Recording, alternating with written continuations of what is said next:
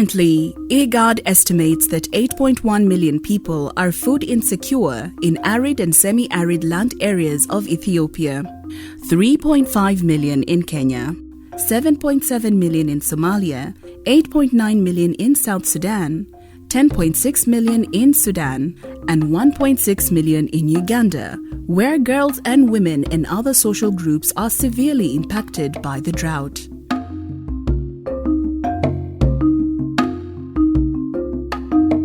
In these arid and semi-arid areas, women and girls are particularly vulnerable to challenges, and they remain impacted by this drought. The IGAD ministers and heads of delegation, the 8th IGAD General Assembly, they appealed to the IGAD member states, humanitarian actors and development partners to resource mobilize to scale up humanitarian response to address the persisting food insecurity. Prior to the current drought across the Horn of Africa, the food security and nutritional situation in the region was already precarious, leaving households extremely vulnerable to food insecurity with little to no coping capacity to manage additional shocks.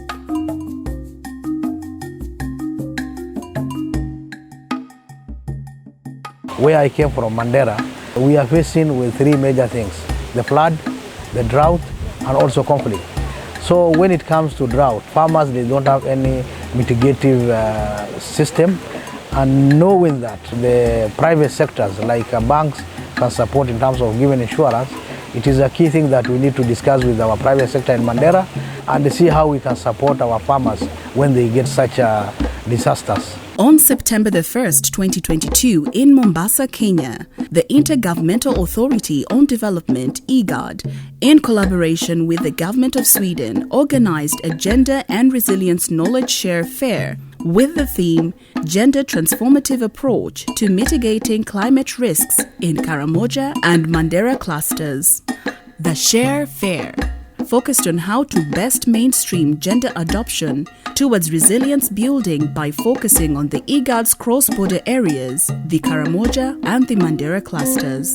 The Gender and Resilience Share Fair allows different actors to come together and share knowledge, good practices and experiences in diverse thematic areas. What makes our Share Fair particularly significant is its topical subject, which combines gender and resilience, and does so in the context of national actions in the member states and selected geographic spaces of two different border areas. One broadly known as the Karamoja cluster, covering South Sudan, Uganda, Kenya, and Ethiopia.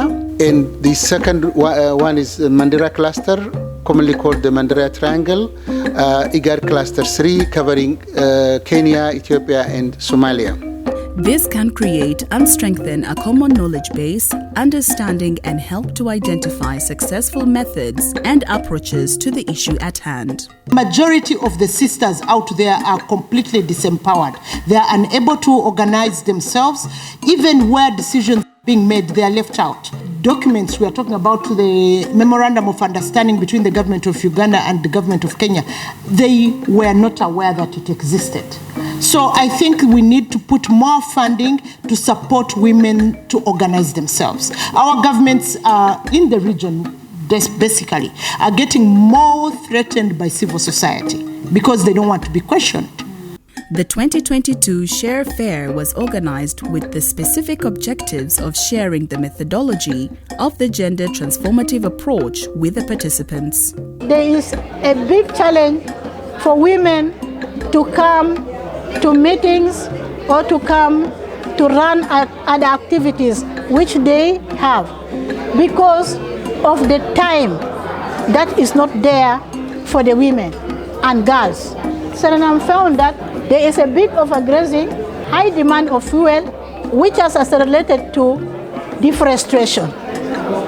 And this is a climate-related hazard. The first priority that Suriname was given, they gave it to energy conservation training.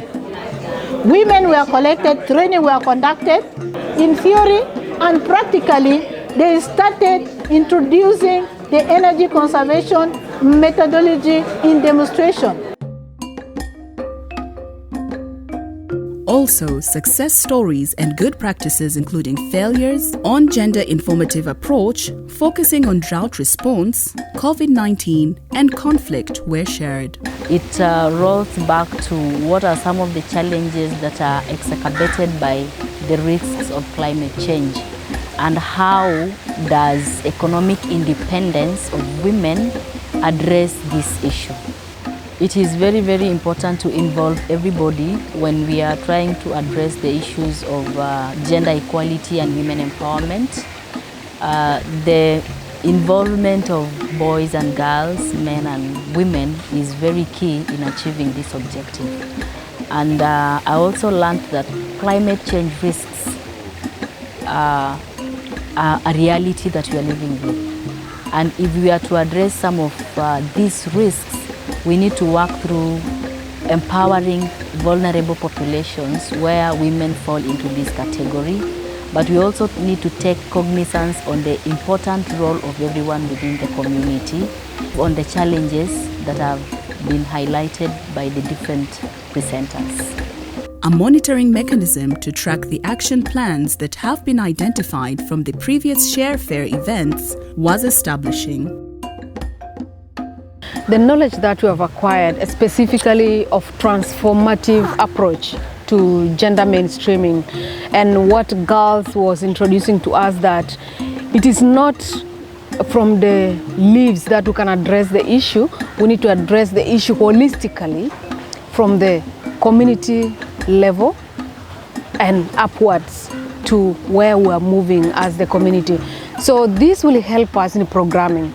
It will help us to mainstream the gender issues into our programming and day-to-day activity that we are doing. And as we learned today, that we have to start all the way from institutional. And so the girls concept that we learned today will be incorporated right from the organizational, institutional part of it to programming as well.